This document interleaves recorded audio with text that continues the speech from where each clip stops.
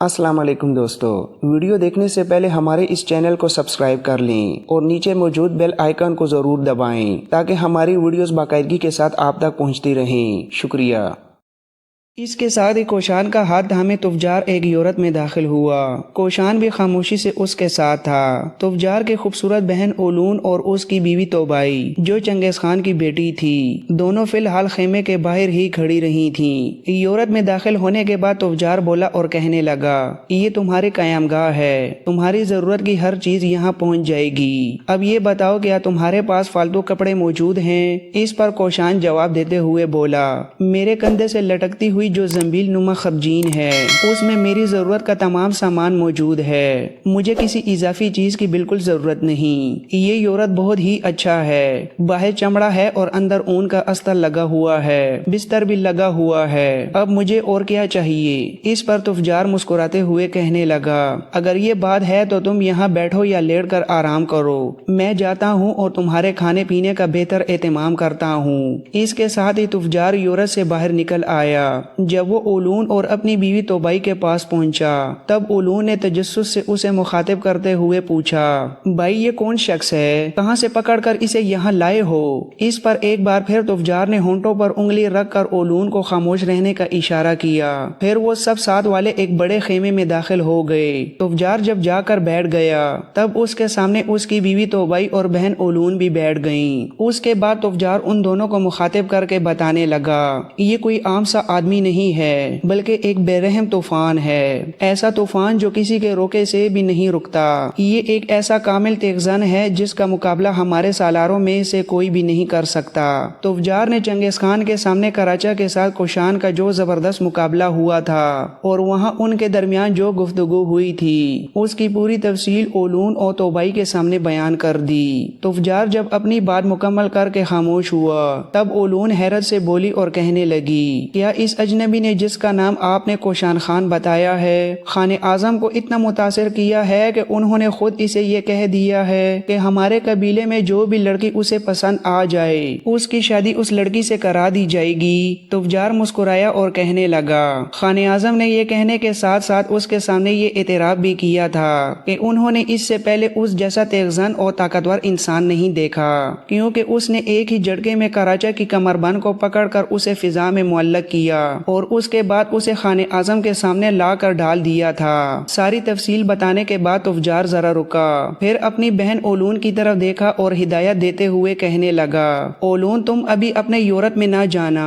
بلکہ دوسرے یورت میں چلی جانا، کیونکہ تمہارے یورت میں اب ہمارا یہ مہمان قیام کرے گا۔ تم توبائی کے ساتھ مل کر مہمان کے لیے بہترین کھانا تیار کرو اور کھانا تیار ہونے کے بعد تم دونوں کو ہی اسے کھانا پہنچانا بھی ہے۔ میں فی الحال واپس خان اعظم کی خدمت میں جا رہا ہوں، لہٰذا جب کھانا تیار ہو جائے تو اسے دے کر آنا۔ اس کے ساتھ ہی تفجار اپنی جگہ سے اٹھا اور خیمے سے باہر نکل گیا، جبکہ توبائی اور اولون دونوں مہمان کے لیے کھانا تیار کرنے میں مصروف ہو گئیں۔ ابھی کوئی زیادہ دیر نہیں گزری تھی کہ اولون اور توبائی کھانے کے برتن اٹھائے اسی یورت میں داخل ہوئیں جس میں کوشان نے قیام کر رکھا تھا۔ ان دونوں کو اندر آتے دیکھ کر کوشان احتراماً اپنی جگہ سے فوراً اٹھ کھڑا ہوا۔ اولون اور توبائی دونوں آگے بڑھیں، انہوں نے کھانے کے برتن طریقے سے یورت میں رکھے اور پھر ایک طرف ہٹ کر بیٹھ گئیں۔ اس موقع پر اولون نے کوشان کو مخاطب کرتے ہوئے کہا، یہاں آمد کے موقع پر میں نے تمہیں تیغزنی کے مقابلے کی جو بات کہی تھی میں وہ الفاظ واپس لیتی ہوں۔ میں اور توبائی تمہارے متعلق کچھ نہیں جانتے تھے، لیکن اب میرے بھائی تفجار نے تمہاری بہادری اور قابلیت کے بارے میں تمام تفصیلات ہمیں بتا دی ہیں۔ فی الحال تم اطمینان سے کھانا کھاؤ۔ بھائی بتا رہے تھے کہ تم ایک طویل اور تھکا دینے والے سفر سے آئے ہو، لہذا شدید تھکاوٹ کے ساتھ ساتھ تمہیں سخت بھوک بھی لگی ہوگی۔ کوشان خان نے کھانے کا جائزہ لیا، پھر ایک برتن کی طرف اشارہ کر کے کہنے لگا، یہ کیا ہے؟ جواب میں اولون بولی، یہ سبزی ہے۔ کوشان نے دوسرے برتن کی طرف اشارہ کیا تو اولون نے بتایا، یہ گھوڑے کا گوشت ہے۔ کوشان نے تیسرے برتن کی طرف اشارہ کیا تب اولون کہنے لگی، یہ گھوڑی کا دودھ ہے۔ کوشان نے پھر چوتھے برتن کی طرف اشارہ کیا کیا تو اولون کہنے لگی یہ گوڑی کے دودھ کا بنا ہوا پنیر ہے۔ کوشان خان نے کچھ دیر سوچا، پہلے پانی پیا اور پھر خشک روٹی کو سبزی والے برتن کے ساتھ کھا کر اپنا پیٹ بھر لیا۔ اس کے بعد وہ کہنے لگا میں جس قدر کھانا چاہتا تھا کھا لیا ہے، اب تم یہ برتن واپس لے جا سکتی ہو۔ اس موقع پر اولون نے ایک خاص معنی خیز انداز میں توبائی کی طرف دیکھا اور اس کے بعد کوشان خان کی آنکھوں میں آنکھیں ڈال کر دیکھتے ہوئے بولی اگر مجھ جیسی خوبصورت لڑکی کبھی تمہیں مل جائے تو کیا تم اس سے شادی کر لو گے؟ اولون کے غیر متوقع الفاظ پر پہلے تو کوشان نے ایک گہری اور سنجیدہ نگاہ اس پر ڈالی، پھر مدم لیکن پر اثر لہجے میں کہنے لگا تفجار کی بہن، تو چنبیلی اور مہتاب سراپا جیسی، نگاہوں کی دوشیزہ اور نزاہتوں کی شیرینی جیسی خوبصورت ضرور ہے، فطرت کے حسن کا شاکار بھی ہے، شرماہٹوں کے نقاب میں تیرے ہونٹوں کی سرخ لالی انسان کی عقل کو مسمار کر کے تجھے بہت پرکشش بناتی ہے، لیکن اس کے باوجود میں تجھ سے شادی نہیں کروں گا۔ اولون نے شاید کوشان خان کے ان الفاظ کا سخت برا مانا تھا، لہٰذا وہ غصے سے گھرنے کے انداز میں اس کی طرف دیکھتے ہوئے کہنے لگی میں نے تمہیں یہ پیشکش بالکل نہیں کی کہ تم مجھ سے شادی کرو، میں نے تو صرف اتنا پوچھا تھا کہ اگر مجھ جیسی کوئی لڑکی تمہیں کہیں مل جائے تو۔ کوشان نے فوراً اس کی بات کاٹ دی اور کہنے لگا اگر تم خود ملو یا تم جیسی کوئی اور لڑکی مل جائے تب بھی میں شادی نہیں کروں گا، شادی تو میں صرف اس لڑکی سے کروں گا جو تم جیسی حسین ضرور ہو، لیکن وہ میری اور میں اس کے مزاج سے اچھی طرح آشنا ہوں، میں نہیں جانتا کہ تم کس مزاج اور طبیعت کی لڑکی ہو، اور ویسے بھی تم جیسی لڑکیاں تو مجھ سے شادی کے لیے بےتاب اور فدا ہو جاتی ہیں، لیکن میں خود ہی تم جیسی مغرور لڑکیوں سے شادی کرنا پسند نہیں کرتا۔ کوشان خان کے ان سخت الفاظ نے خوبصورت اولون کو اندر سے کاٹ کر رکھ دیا تھا، اس نے فوراً اس موضوع پر شدید نفرت کا اظہار کیا اور توبائی کو ایک مخصوص اشارہ کیا، پھر وہ دونوں چپ چاپ کھانے کے خالی برتن اٹھا کر یورت سے باہر نکل گئیں، جبکہ یورت کے اندر کوشان لیٹ کر آرام کرنے لگا تھا۔ اگلے روز کوشان جب اپنے یورت سے باہر نکلا تو اس نے دیکھا کہ ایک طرف خانِ اعظم چنگیز خان کھڑا تھا، جبکہ اس کے ساتھ اس کے بیٹے اور کچھ خاص سالار بھی موجود تھے، وہیں قریب سے ایک قدآور اور کڑے جسم کا نوجوان منگول مسلح جوانوں کی نگرانی میں چنگیز خان کی طرف لایا جا رہا تھا۔ وہ نوجوان بھاری لوہے کی زنجیروں میں جکڑا ہوا تھا۔ یہ منظر دیکھ کر تیز قدم اٹھاتا ہوا کوشان بھی تجسس کے عالم میں ادھر ہی ہو لیا تھا۔ زنجیروں میں جکڑے اس نوجوان کو جب منگول مسلح جوانوں نے چنگیز خان کے سامنے لا کر کھڑا کیا، اس وقت تک کوشان بھی ان کے بالکل قریب پہنچ چکا تھا۔ اس موقع پر چنگیز خان مسکراتے ہوئے کوشان کی طرف دیکھا اور کہنے لگا کوشان خان، تمہارے چہرے کے تاثرات کا اندازہ لگاتے ہوئے میں یہ کہہ سکتا ہوں کہ تم کسی شدید جستجو میں ہو اور کچھ پوچھنا چاہتے ہو۔ کوشان نے پہلے اسباب میں احتراماً گردن ہلائی، پھر کہنے لگا خانِ اعظم، آپ کا اندازہ بالکل درست ہے، میں بس یہ جاننا چاہتا ہوں کہ یہ نوجوان جسے زنجیروں میں جکڑا گیا ہے یہ کون ہے اور اس کی یہ دردناک حالت کیوں بنائی گئی ہے؟ اس پر چنگیز خان نے شدید نفرت انگیز نگاہ زنجیروں میں جکڑے اس نوجوان پر ڈالی، پھر سخت لہجے میں کہنے لگا یہ ہمارے دشمن قبیلے کا سردار ہے، ہمارے اس دشمن قبیلے کا نام تائیجود ہے، یہ لوگ اکثر بغیر کسی وجہ کے ہم پر حملہ آور ہوا کرتے تھے اور آخرکار ایک گمسان کی جنگ میں میں نے تائیجود قبیلے کو شکست دے کر اس کے اس سردار کو گرفتار کر لیا ہے، اب اس کی زندگی کے دن بہت ہی تھوڑے رہ گئے ہیں، چند روز یہ شہر میں یوں ہی زنجیروں میں جکڑا ہوا گھمایا جائے گا اور اس کے بعد اس کا قصہ ہمیشہ کے لیے پاک کر دیا جائے گا۔ اس موقع پر کوشان نے ایک گہری نگاہ زنجیروں میں جکڑے ہوئے اس نوجوان پر ڈالی، پھر چنگیز خان کو مخاطب کر کے کہنے لگا خانِ اعظم، آپ نے مجھے یہ رعایت دی تھی کہ شہر میں جو بھی خوبصورت لڑکی مجھے نظر آئے اگر میں ارادہ کروں تو آپ اسے مجھ سے بیاہ دیں گے۔ خانِ اعظم، میں آپ کے لشکر میں شامل ہونے کی حامی بھر چکا ہوں اور لشکر میں قیام کے دوران میں آپ کی امیدوں سے بڑھ کر آپ کا ساتھ دوں گا۔ یہ نوجوان جو زنجیروں میں جکڑا ہوا ہے اسے اگر آپ قتل کر دیں گے تو اس کا کوئی فائدہ نہیں ہوگا، اس سے عمدہ سلوک کریں، اسے آزاد کر دیں، یہ آپ کے لشکر میں رہ کر ایک اچھے سالار کی حیثیت سے آپ کی خدمت کرے گا۔ چنگیز خان مسکرایا اور کہنے لگا تم چاہتے ہو اسے آزاد کر دوں تاکہ میرے ہاں ہی رہتے ہوئے موقع پا کر میرا قصہ تمام کر دے؟ کوشان نے پہلے نفی میں گردن ہلائی، پھر کہنے لگا اس کا قد کاٹ، چہرہ، پیشانی اور آنکھوں کی چمک بتاتی ہے کہ ایسے نوجوان بے وفائی نہیں کرتے، یہ بلا کا عمدہ تلوار باز بھی ہوگا، اگر آپ اسے آزاد کرتے ہیں تو اسے ایک رات کے لیے میرے پاس رہنے دیں، اس کے بعد میں آپ کو ضمانت دوں گا کہ اگر یہ آپ کے ہاں قیام کے دوران آپ کو کوئی نقصان پہنچائے تو اس کے بدلے میں آپ مجھے قتل کر دیں۔ جواب میں چنگیز خان مسکرایا، پھر اپنے مسلح جوانوں کو مخاطب کر کے کہنے لگا، برغا خان کو چھوڑ دو، اس کی زنجیریں اتار دو اور کوشان خان کے حوالے کر دو۔ میں دیکھتا ہوں کہ یہ کوشان خان کے زیر اثر ہمارا دشمن ہونے کے باوجود ہمارا دوست اور وفادار کیسے ثابت ہوتا ہے۔ چنگیز خان کے حکم پر اس نوجوان کی زنجیریں کھول دی گئیں جو تائجود قبیلے کا سردار تھا اور اس کا نام برغا خان تھا۔ برغا خان جب آزاد ہوا تب کوشان نے آگے بڑھ کر اس کا ہاتھ پکڑا اور کہنے لگا، تم میرے ساتھ آؤ۔ برغا خان کچھ نہ بولا اور خاموشی سے چپ چاپ کوشان کے ساتھ ہو لیا۔ کوشان اسے اپنے خیمے میں لے گیا۔ وہ کچھ کہنا ہی چاہتا تھا کہ برغا خان نے ایک دم اس کے پاؤں پکڑ لیے اور کہنے لگا، تم میرے لیے ایک فرشتہ بن کر آئے ہو، اگر تم نہ آتے تو میری زندگی کا خاتمہ کر دیا جاتا۔ تم نے مجھے باعزت آزادی دلائی ہے، اب تم جو کہو گے میں اسی پر عمل کروں گا، خواہ میری موت ہی میرے سامنے کیوں نہ لا کے کھڑی کر دی جائے۔ گزشتہ شب میں نے تمہارے متعلق بھی گفتگو سنی تھی، تم یہاں ایک نووارد اجنبی کی حیثیت سے آئے ہو اور ایک مقابلے میں تم نے چنگیز خان کے بہترین تلوار باز کراچا خان کو لمحوں کے اندر زیر کر کے اسے ایک ہاتھ سے اٹھا کر فضا میں بلند کر دیا تھا۔ جس وقت چنگیز خان کے وہ مسلح جوان جو مجھ پر پہرا دیتے ہیں یہ گفتگو کر رہے تھے، اس وقت میرے دل میں خواہش پیدا ہوئی تھی کہ کاش میں تم جیسے بہترین تلوار باز اور جوان سے مل سکوں۔ آخرکار میری وہ خواہش پوری ہو گئی اور اب میں تمہارے سپرد ہوں، تم جیسا کہو گے میں بالکل ویسا ہی کروں گا۔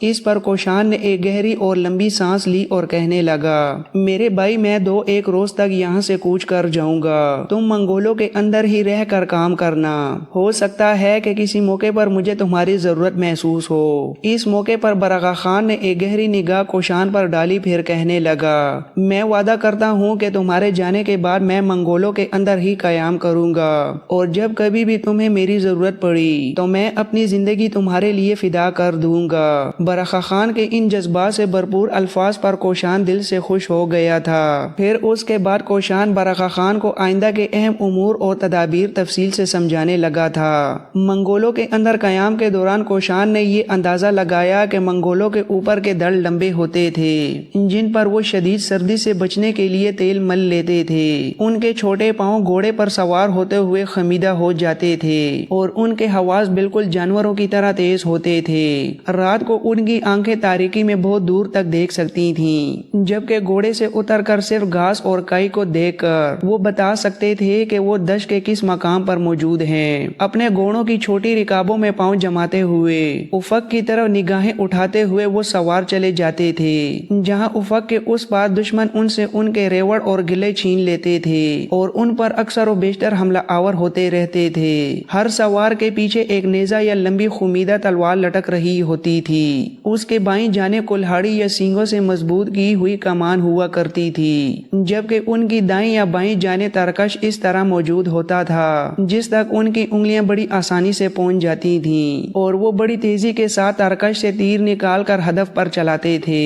ان کے پاس اٹھتے بیٹھتے کوشان نے یہ بھی جانا کہ ان کے باپ دادا ماہر شکاری تھے اور منگول خود بھی بڑے سلیقے سے شکار کھیلتے تھے۔ اکثر و بیشتر شکار کے لیے وہ باز پالتے تھے جو اتنی بلندی پر جا کر چڑیوں کا شکار کرتے تھے جہاں تک ان کے تیر بھی نہیں پہنچ سکتے تھے۔ مورخین لکھتے ہیں کہ اکثر وہ سیر ہو کر کھاتے تھے اور پیتے بھی اس قدر تھے کہ بالکل مدہوش ہو جاتے تھے، لیکن وہ خاص شراب اصل میں جانور کا سڑا ہوا دودھ اور خاص طور پر گھوڑی کا دودھ ہوتی تھی جسے وہ غذا کی غذا اور نشے کا نشہ سمجھتے تھے۔ منگولوں میں سے اکثریت کے گھر ان کے خیمے ہوتے تھے جن میں اون کی کئی تہیں ہوتی تھیں۔ شہد کی مکھیوں کے چھتے کی طرح جانوروں کی اون کو تیل پلایا جاتا تھا یا اس پر دودھ کی تہ جمائی جاتی تھی تاکہ سخت سردی کی روک تھام ہو سکے۔ خیمے کی چھت کے بیچ میں ایک ذرا سا سوراخ کر دیا جاتا تھا تاکہ اس سے دھواں باہر نکل سکے، لیکن اس دھوئیں سے خیمے کے اندر کا حصہ بالکل کالا ہو جاتا تھا، جبکہ باہر سے خیمے کو بہرحال ضرور اجلا اور صاف رکھا جاتا تھا۔ منگول توہم پرست بہت تھے، جب ان میں سے کوئی بیمار ہوتا یا بیماری ان کے اندر پھیلتی تو وہ اپنے جادوگر کو بلواتے جسے وہ شامان کہہ کر پکارتے تھے، جو ڈھول بجوا کر اور ناچ کر ایک طرح سے ان کی تکلیفیں دور کرنے کا دعویٰ کرتا تھا۔ اس کے علاوہ منگولوں کے ہاں یہ بھی وہم تھا کہ اگر کوئی خیمے کی دہلیز پر ٹھوکر کھاتا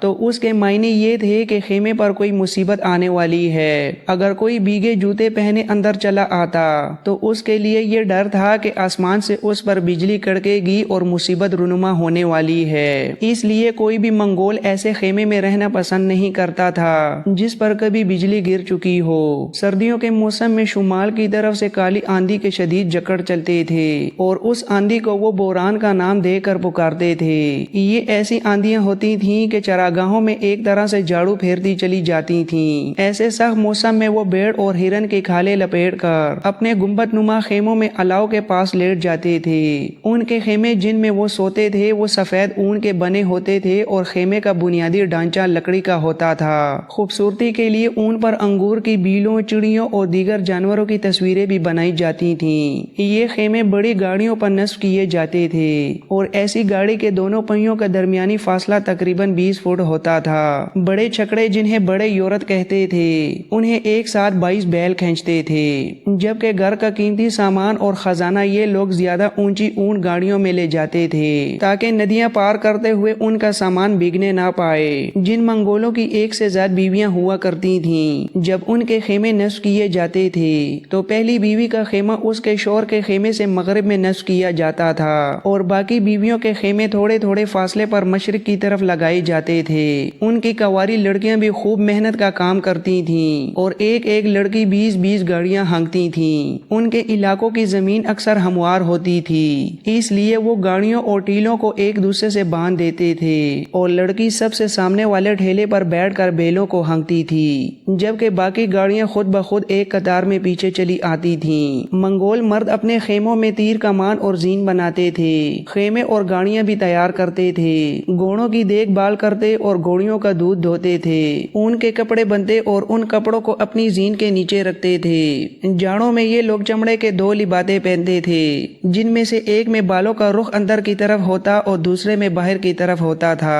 ان کے پاجامے بھی چمڑے کے ہی ہوتے تھے۔ اکثر وہ اپنے کپڑوں میں ریشم کی جالر لگاتے تھے جو ہلکی، نرم اور گرم ہوتی تھی۔ اس کے علاوہ پہاڑی بھیڑوں کے سینگوں سے شراب پینے کے لیے گہری پیالیاں بناتے تھے جو اتنی بڑی ہوتی تھیں کہ ایک ہاتھ میں ان کو سنبھالنا مشکل ہوتا تھا۔ منگول عورتیں مردوں سے بھی زیادہ دشت کی آزادی کی دلدادہ تھیں۔ وہ اپنے خیموں کی ملکہ ہوتی تھیں اور خاندان کے تمام مال و اسباب کی حفاظت ان کی ذمہ داری ہوتی تھی۔ جب مرد شکار یا حملے کے لیے جاتے تو سارا کاروبار اور گھر بار عورتیں ہی چلاتی تھیں، حالانکہ ان کا دن رات اس فکر میں گزرتا تھا کہ کل معلوم نہیں کیا پیش آ جائے۔ منگول عورتیں مردوں کی طرح کے کپڑے پہنتی تھیں، بھیڑ کے چمڑے کی اونچی ایڑی کے جوتے پہنتی تھیں، اکثر سرخ رنگ کے چمڑے کے پاجامے اور چوڑے کوٹ اپنے سینے پر لپیٹ لیتی تھیں جو بالکل مردانہ ہوتے تھے۔ اگر کہیں سے ریشم مل جاتا تو وہ اسے بڑے شوق سے پہنتی تھیں۔ ان کی ٹوپیاں البتہ مردوں سے مختلف ہوتی تھیں کیونکہ انہیں چوڑے سمور کے کنارے پسند نہیں تھے جو گرمیوں میں اوپر اٹھا لیے جاتے تھے اور طوفان میں کندھوں تک پہن لیے جاتے تھے۔ اس کے علاوہ عورتوں کو اپنے مویشیوں اور گلیوں کی حفاظت کے لیے مردوں کی طرح دن بار میں 70 میل تک گھڑ سواری کرنا پڑتی تھی۔ ان کا نقاب زیادہ تر سفید کپڑا ہوتا تھا جو آنکھوں کے نیچے سے سینے تک لٹکا ہوتا تھا تاکہ انہیں مسلسل گرد و غبار اور آندھی سے محفوظ رکھ سکے۔ وہ تیروں سے بیڑیوں کا شکار بھی کر لیتی تھیں اور اکثر میدان جنگ میں مردوں کے ہمراہ جاتی تھیں، جبکہ کبھی کبھی وہ جنگ میں خود بھی باقاعدہ شریک ہوتی تھیں۔ کسی بھی منگول خاندان کی مالی حالت کی ناکامی یا کامیابی کا انحصار ان عورتوں پر ہی ہوتا تھا۔ وہ سمور کو ہموار کرتی تھیں، جانوروں کی آنتوں کو سکا کر داغے اور طاقت بناتی تھیں، نمک ڈال کر چمڑے کو خشک کرتی تھیں، دودھ کو جو ان لوگوں کے لیے بیش قیمت غذا تھی چمڑے کی تھیلیوں میں ہلا ہلا کر جما لیتی تھیں اور خیموں کو گرم رکھنے کے لیے ایندھن بھی جمع کر لیتی تھیں۔ منگول عورتیں بڑی جفاکش تھیں، وہ چھکڑے ہانکتی تھیں، جانوروں پر بوجھ لاتی تھیں، گایوں کے دودھ دھوتی تھیں، مکھن بناتی تھیں، چمڑے کی دباغت کرتی تھیں اور ریشم کے دھاگے بناتی تھیں۔ جوتے، جرابیں، کپڑے اور خیموں کے لیے اونی پرچہ بنانا بھی انہی کا کام تھا۔ یہ عورتیں البتہ بجلی کی کڑک سے بہت ڈرتی تھیں۔ جن سرزمینوں میں ان منگولوں کا مسکن تھا وہ علاقہ بھی بڑا عجیب و غریب تھا۔ ان کے ساتھ بالکل جنوب میں صحرائے گوپی تھا جس کی ریت مسلسل پھیلتی جا رہی تھی۔ بائیں جانب کوہستان التائی اور مشرق و جنوب کی جانب کوہستان خنگان تھا۔ شمال میں یہ علاقہ بحیر منجمد شمالی کی برفانی دلدلوں اور ٹنڈرا سے شروع ہو کر جنوب کے برفانی پہاڑوں، تبت اور ہمالیہ تک پھیلا ہوا تھا۔ مغرب میں چین کی سلطنت جاوداں کی دریاؤں کی وادیوں سے شروع ہو کر وسطی ایشیا کی ریڑھ کی ہڈی جیسی کوہستانی وادیوں اور مرغزاروں سے ہوتی ہوئی مغربی پہاڑی سلسلے یورال پر ختم ہوتی تھی، جس کو یہ خانہ بدوش زمین کا کمربند کہتے تھے۔ اس عظیم الشان علاقے کو بعد میں دشت ایشیا یا وسطی ایشیا کہا جانے لگا اور اسے ایشیائی اعلیٰ بھی کہا گیا، اس لیے کہ اس کا زیادہ تر حصہ بلند سطح مرتفع پر مشتمل ہے، جس کے درمیان بڑے بلند و بالا کوہستانی سلسلے ہیں۔ فی الحقیقت منگولوں کے اس علاقے میں بڑا تنوع تھا اور اس کے موسم میں بھی، کیونکہ کہیں تو حد سے زیادہ شدید سردی تھی، کہیں چلچلاتی ہوئی گرمی اور اکثر و بیشتر امڑتی ہوئی آندیاں تھیں۔